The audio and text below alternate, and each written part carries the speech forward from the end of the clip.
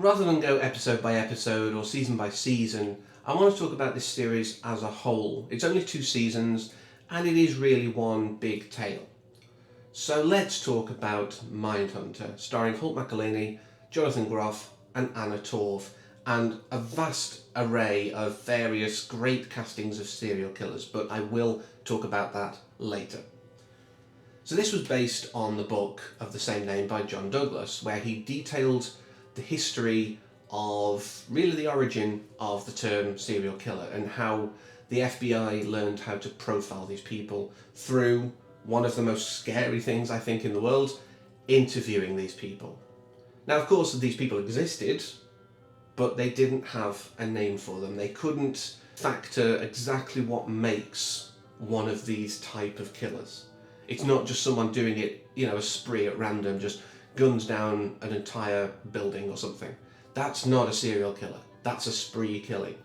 They had to make sure that they knew and understood the differences between the types of killings. And there's a lot of work that goes into that, and this is what fascinated me with this series.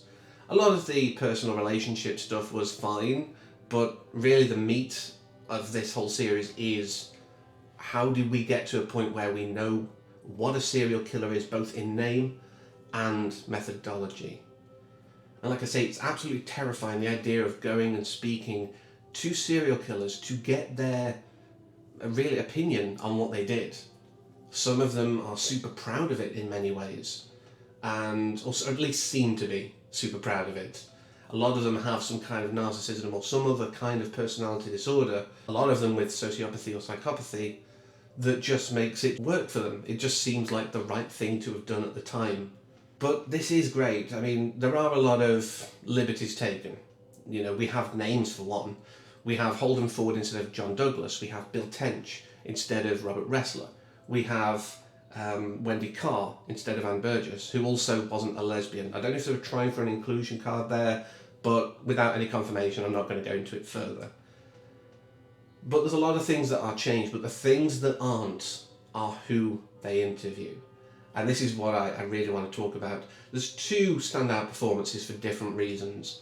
And I'll go for the smallest one first, but the biggest one in a way, and that's Charles Manson.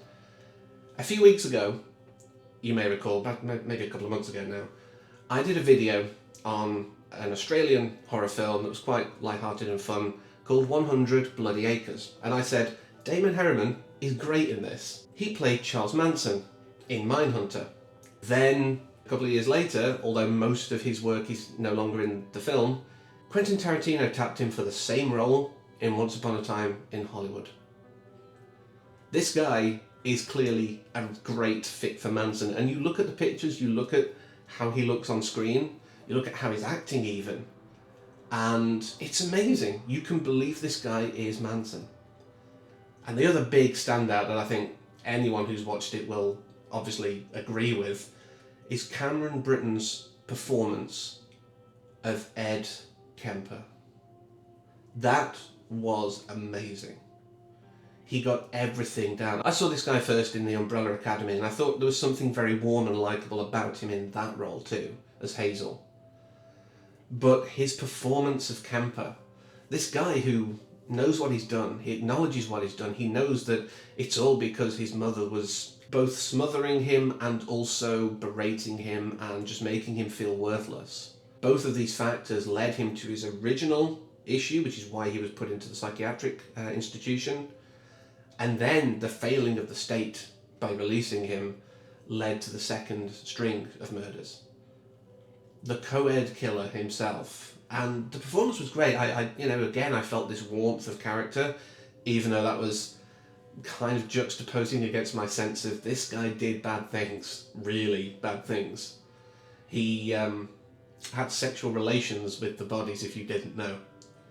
But on a weirdly unrelated note, I meant to watch, I think it was like 15 Inside the Mind of a Serial Killer, something about a guy who was a killer who died and they found tapes, I believe. But for some reason, I got sidetracked onto another thing called Kemper on Kemper, also subtitled, I believe, Inside the Mind of a Serial Killer. And this is the first time I'd ever seen Ed Kemper himself. And one of those was talking about those crimes too much. To people, initiating conversations about that. The classic is talking too much about the crimes, over interest. Even the mannerisms, the attitude, the soft-spokenness. Because this was a guy who was huge. When they arrested him, he could hold on the top of a phone booth. He was huge, but there was a gentleness within him. I know that sounds backwards given what he did, but there was a gentleness within him, and that comes through in Britain's performance as much as anything as well. There is something in Ed that could have been nurtured instead. If he'd have had a loving family home, and I'm not saying that if you're from a bad home, you're going to do bad things. You have to have the psychological makeup to lead you to that end result. You don't just, with no issue, go from mum's really nasty to me to I'm killing a bunch of girls.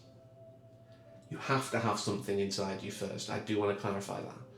But Ed clearly had two sides to himself, and unfortunately the wrong one was nurtured.